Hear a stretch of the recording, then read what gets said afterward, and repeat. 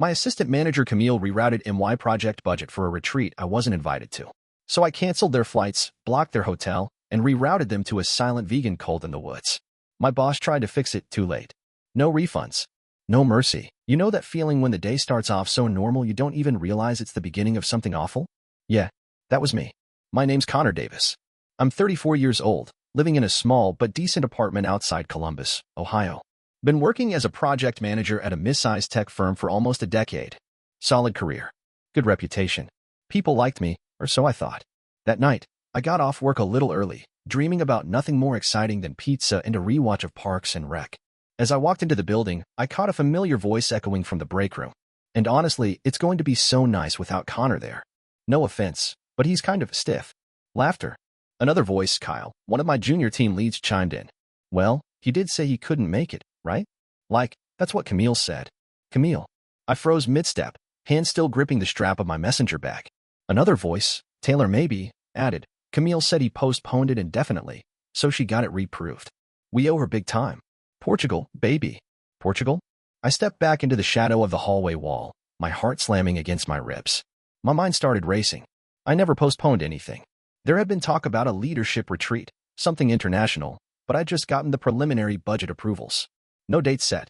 No invite sent. I stood there for a second, feeling like the floor had dropped out from under me. Then I left. Walked right past my cubicle, out the side door, and straight to my car. I sat there, breathing hard. The numbers, the budget lines, the project plans all flashing through my head like broken puzzle pieces. Camille. She was the assistant manager I had personally mentored for 2 years. I fought for her promotions, wrote her glowing reviews. And now she was rerouting my budgets, moving forward without me? My hands were shaking as I unlocked my phone and scrolled through the corporate travel system. It was easy enough. I still had master access as project head. My stomach twisted tighter with every click. Charter flights. Hotel suites. Welcome packages. All booked. All approved.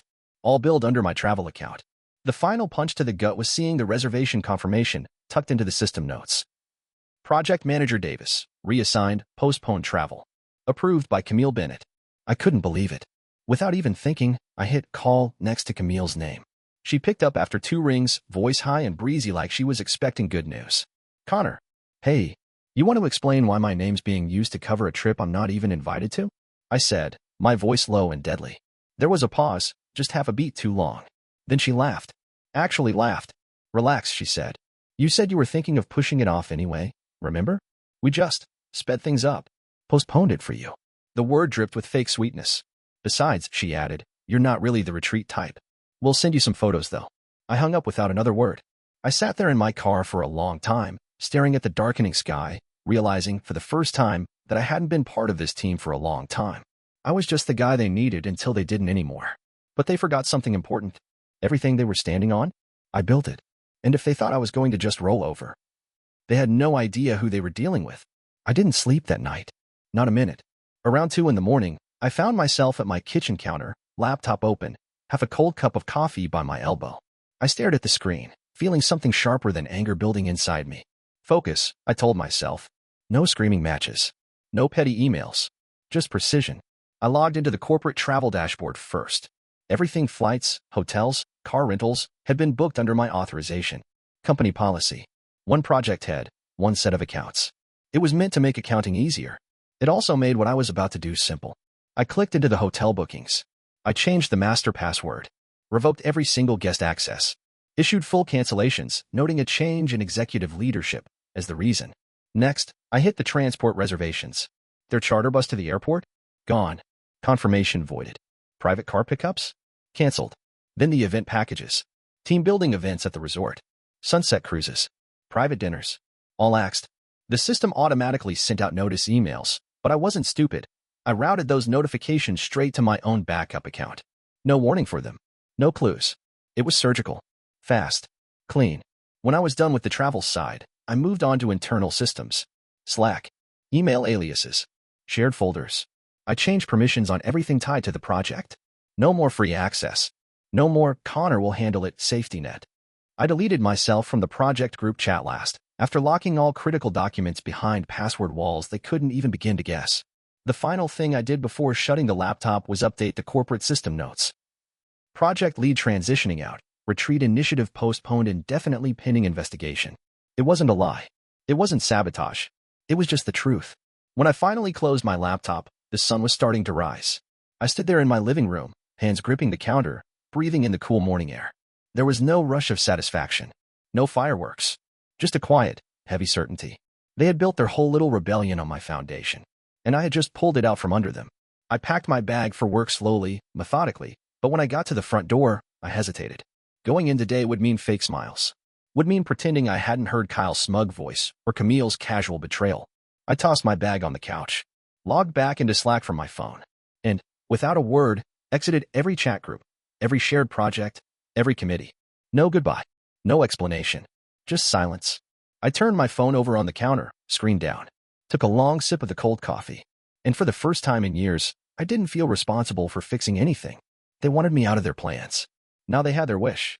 By noon that same day, after ignoring every call and Slack ping, I had a new idea. It wasn't enough just to cancel everything.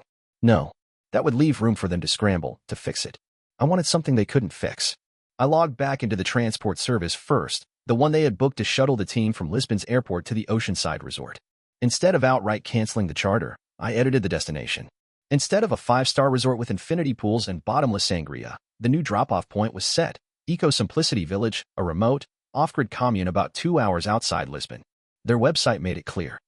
No Wi-Fi, no cell service, no electronics. Silent communal living. Meals served twice a day, vegan, farm to table, zero seasoning. It was a place people went to reflect and disconnect from materialism. Perfect.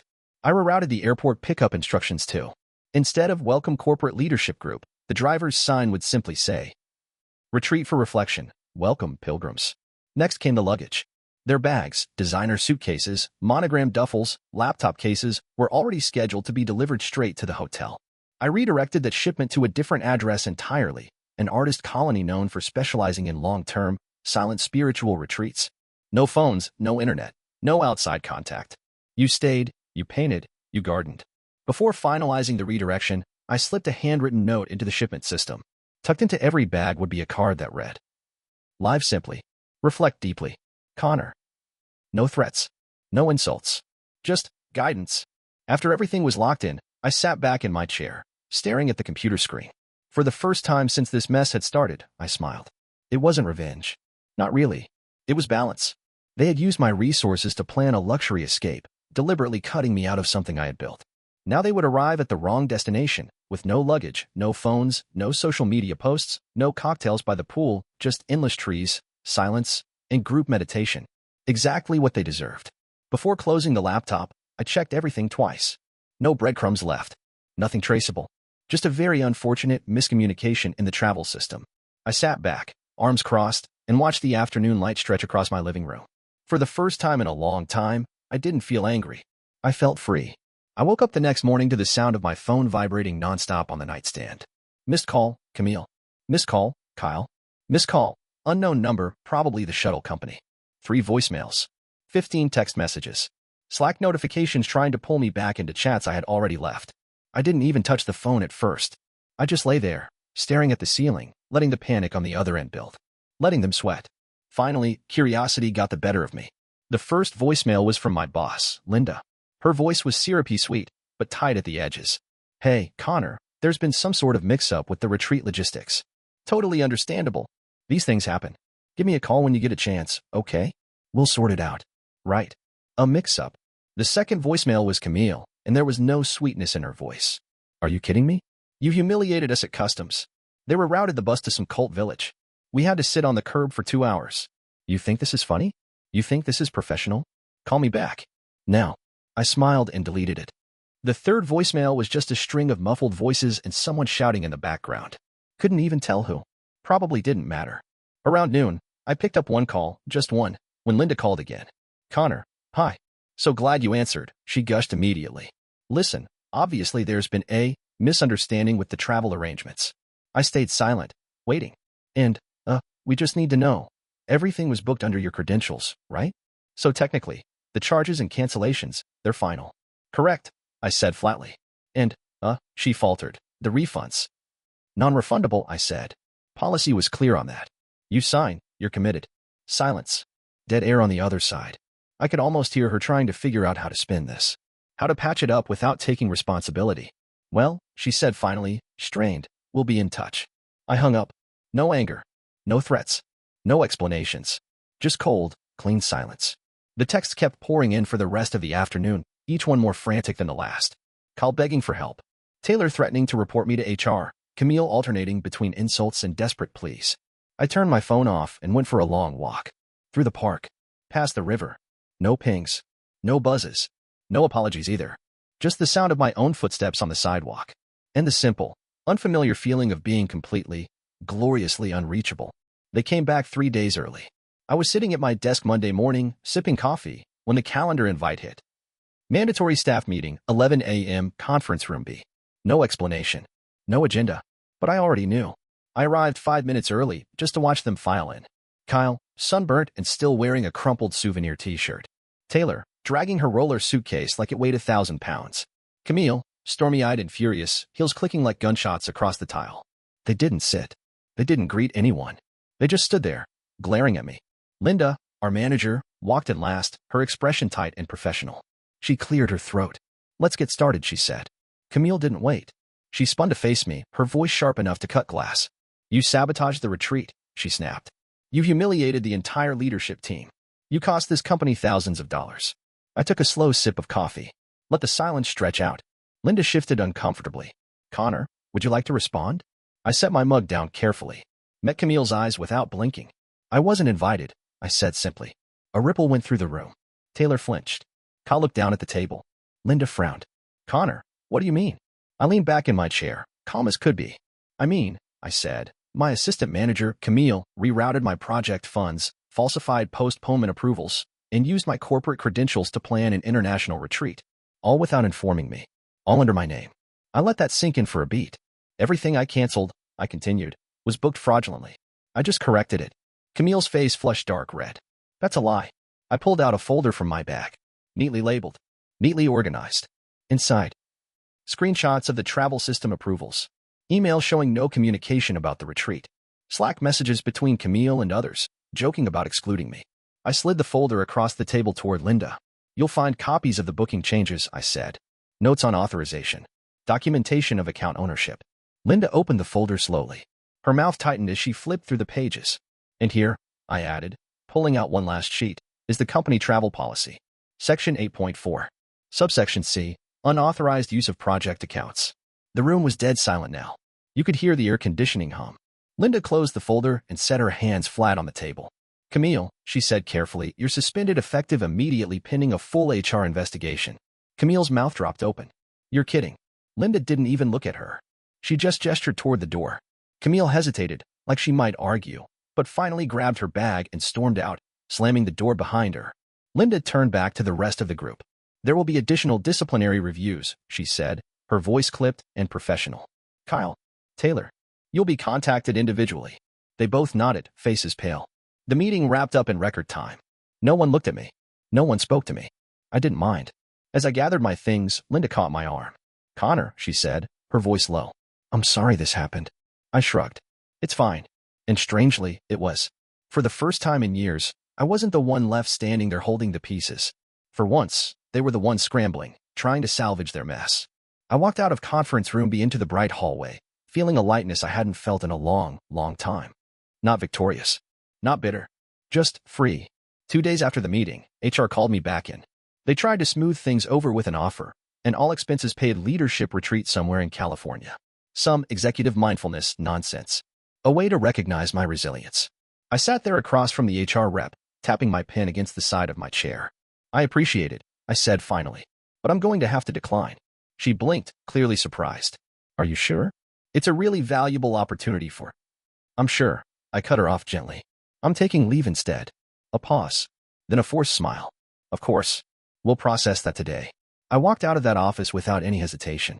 Straight to my desk. Straight to my inbox. Request submitted. 3 weeks personal leave.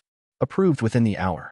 By that evening, I was on the road, driving 4 hours south to my sister's place in Chillicothe, a tiny town where the internet was spotty, and the main excitement was the Saturday farmer's market.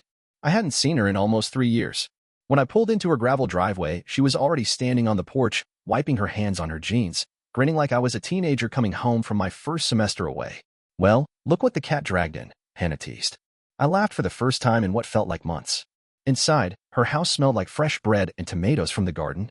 We sat at the old oak table, drinking sweet tea while her kids chased each other around the backyard. It took about an hour before I finally told her everything. The betrayal, the retreat, the fallout, all of it. She listened without interrupting, her face unreadable. When I finished, I waited, half expecting her to tell me I should have been the bigger person, should have just moved on like everyone else always did. But instead, she leaned across the table, her eyes steady on mine. "I'm proud of you," she said, "for walking away. Just like that. No conditions. No judgment." And for a moment, I couldn't speak. My throat tightened up in a way I hadn't expected. The next few days passed slowly and quietly, in the best way possible. I helped Hannah pull weeds from her overgrown garden, fixed her broken shed door, helped her kids build a tree swing from an old tire we found in the barn. At night, we sat out under the stars, no Wi-Fi, no email alerts, no corporate drama buzzing in my pocket. Just the sound of crickets and my niece telling a story about the ghost raccoon that lived in the woods. Somewhere in that stillness, I realized something important. I didn't miss them, the team, the office, the games. I didn't miss belonging to a place that never really wanted me. I didn't miss being part of a world where loyalty was just a card people played when it suited them. I was done building my life around people who didn't see me. I was ready to start building it around the ones who did. I got back to Columbus on a Thursday evening. The apartment smelled a little stale, like a place that had been holding its breath while I was gone. I dropped my bag inside the door and stood there for a minute, just listening to the silence. It was nice. No unread Slack messages.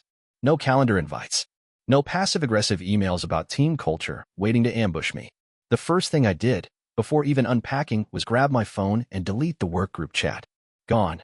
Next, I unsubscribed from every corporate newsletter, every productivity hack mailing list, every pointless leadership coaching ad that had been clogging my inbox. It felt almost stupid, how good it felt. Like clearing out a cluttered closet and finding air again. That weekend, I started making small changes. Every morning, I brewed real coffee, not the burnt office sludge I used to choke down, and sat on the balcony with a book. No notifications. No deadlines. Just paper and sunlight. I bought a second-hand bike from a guy down the street, tuned it up myself, and started riding to the parks instead of just driving past them. Found a little open-air market where an old man sold roasted coffee beans out of a repurposed food truck. Started learning how to roast my own batches at home, burning a few at first but laughing it off. The quiet wasn't scary like I thought it would be. It was like water soaking into dry ground. About 2 weeks after I got back, an email slipped into my inbox. No subject line. Just a simple message from a name I hadn't seen in a while. Jason, one of the interns who used to work under me. He had struggled back then, shy, overlooked, the kind of kid everyone else forgot existed at big meetings. The email was short. "Hey Connor, just wanted to say thanks. You were the only one who ever noticed me. Hope you're doing okay." I sat there, staring at the screen, feeling something crack open a little inside my chest. I smiled. Maybe I hadn't built the wrong things after all. Maybe I just built them in the wrong places. That night, I pulled up a flight search and typed in one word. Kyoto. Round trip. No return date picked yet. No itinerary. No corporate approval needed. Just a map, a dream, and all the time in the world. I wasn't running away from anything anymore. I was just moving forward, finally, on my own terms. A few mornings later, a package showed up on my doorstep. No return address. Just a generic basket wrapped in cellophane, stuffed with overpriced chocolates, mini bottles of wine, and a little gold-embossed card tucked into the side. I peeled it open, already guessing who it was from. In Camille's perfect, looping handwriting, the note said, "Hope you're happy now, Camille." No apology. No acknowledgement. Just bitterness, gift-wrapped. I didn't even take the basket inside. I walked it straight to the dumpster behind my building and dropped it in, cellophane and all. Never even touched a single chocolate. Some doors didn't deserve to stay cracked open. Later that afternoon, I took my laptop to a little cafe I had found on one of my bike rides. It was the kind of place with creaky floors, handwritten menus, and the smell of fresh cinnamon rolls thick in the air. As I waited for my coffee, I noticed a girl, probably early 20s, sitting by the window, wiping her eyes with the sleeve of her hoodie. At the table across from her, two people in pressed business suits talked over her like she wasn't even there. I caught snippets of their conversation. "You're too emotional for leadership. You need thicker skin if you want to survive here." The girl nodded along, trying to disappear into her chair. Something about it hit me harder than I expected. Maybe because I recognized the look on her face, that mix of shame and exhaustion, the one I used to carry around like second skin. On impulse, I bought a second tea and walked it over to her table. I didn't say anything complicated. No lectures. No big advice. Just placed the cup in front of her, slid a folded napkin across the table, and walked away. On the napkin, I had scribbled, "You're not too sensitive. You're awake." I didn't wait for a thank you. Didn't turn around to see her reaction. Some things didn't need explanations. Some things were just finished. I stepped outside into the bright afternoon sun, the breeze tugging at my jacket, and felt the last weight fall off my shoulders. For the first time in years, I wasn't trying to fit into a world that didn't want me. I was building something else. Something quieter. Something better. And I wasn't looking back.